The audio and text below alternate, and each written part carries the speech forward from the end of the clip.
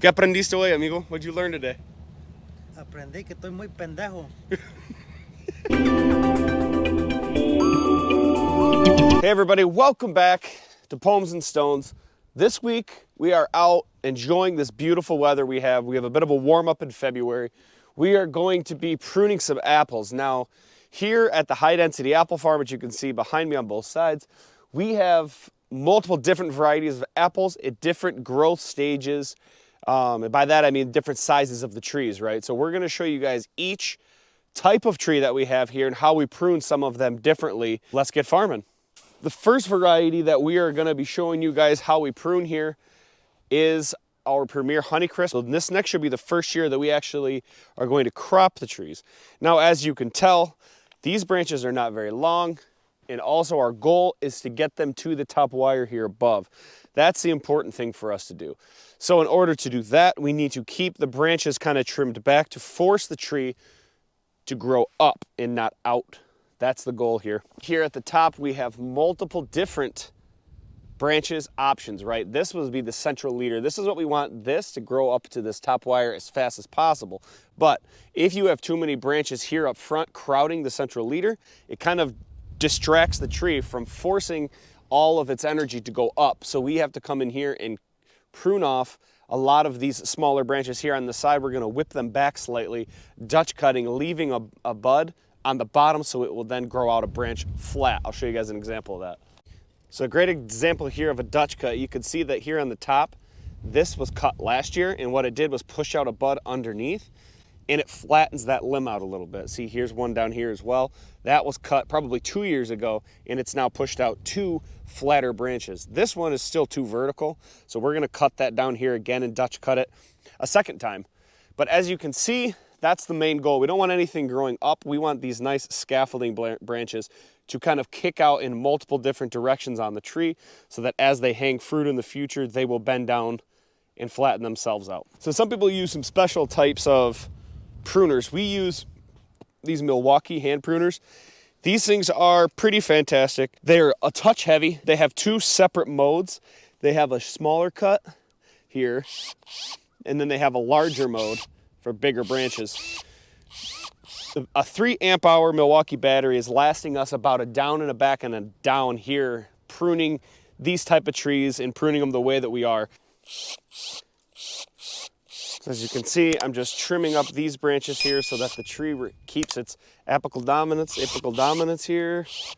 They have a nice little sound to them as they cut. You can see these branches are too big and too vertical. We want a nice flat branch. You kind of just look at the entire tree, top to bottom, and you kind of just see which branches kind of look out of place, right? This one is too vertical, so we're gonna get to a bud and then we'll cut next to it.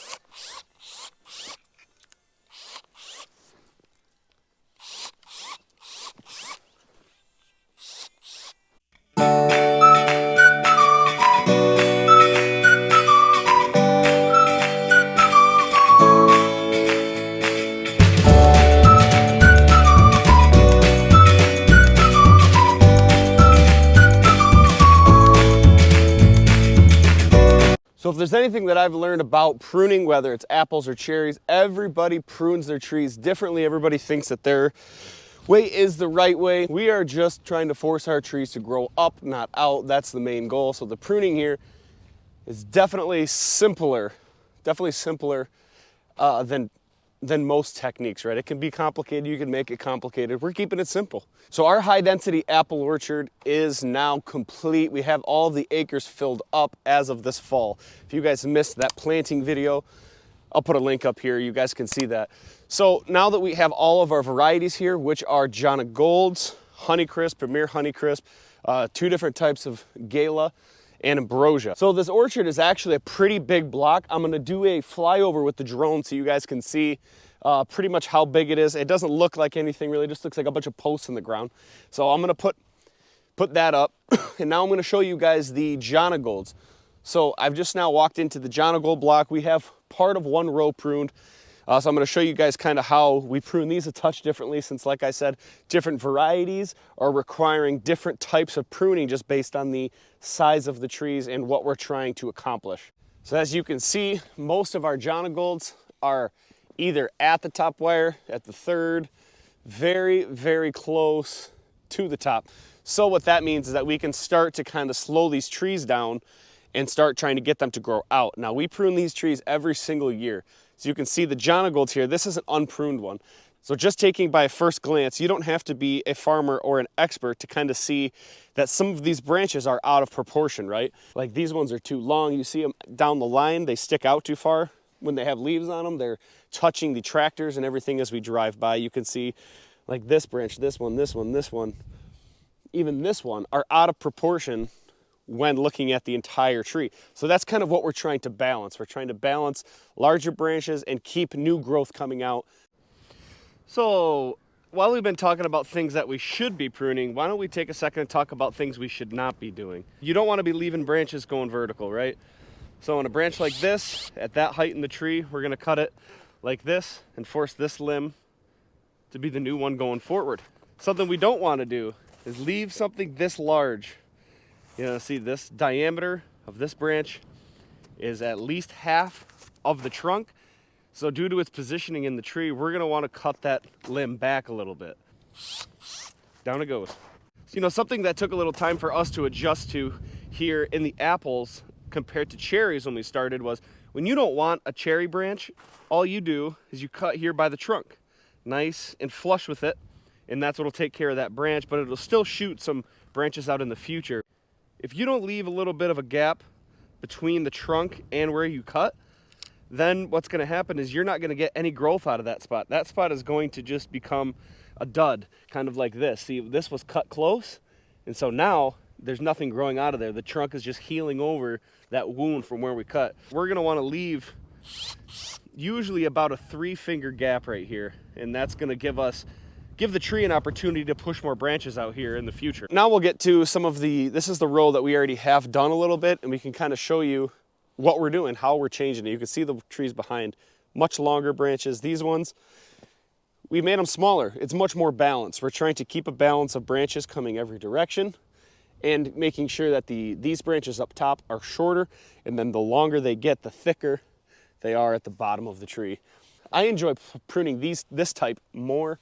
It's more forming the tree. You kind of really get to see and make the shape that it's going to turn into the future. And that's really what I like more about it. The other trees, they're more of like, you're just whipping it, you're taking down the branches, essentially because you're trying to grow the trunk of the tree thicker instead of growing up. But these branches have now gotten to the height that we need them to be, so they are ready to be pruned to set more and more apples as the years go on. But before we get into the last varieties, I just got a phone call, and Juan has gotten himself stuck in the snow trying to open up the orchard. We're gonna go over and help Juan out and see if we can pull him out of the snow.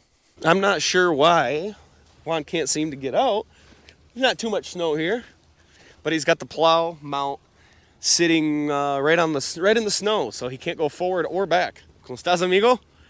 ¿Qué pasó? All right, so we got 2 straps up because if I come down the hill anymore, I won't be able to get up. I don't think I'll be able to pull them. So we got a clevis in the middle, truck to truck, and we're gonna see if we can get them out.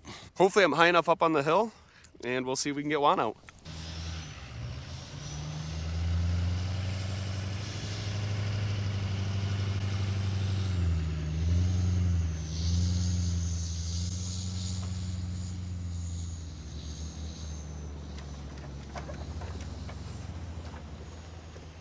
His problem here is he centered out the truck on too deep of snow once he started going down the hill.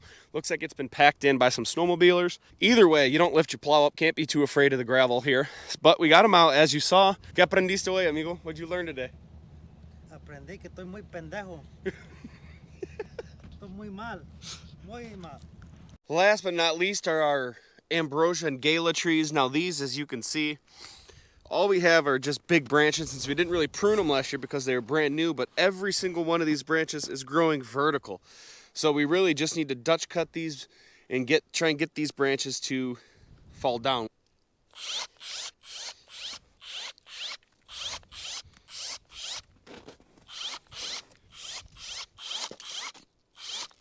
With these great end of February, March temperatures, we were able to get a jump on some of our pruning in the apples this week. With that being said, I guess that's going to be it for this week's video, guys. YouTube wants you guys to watch this video next. Don't forget to like and subscribe to help support the channel, and we will see you in the next video. Thanks for watching.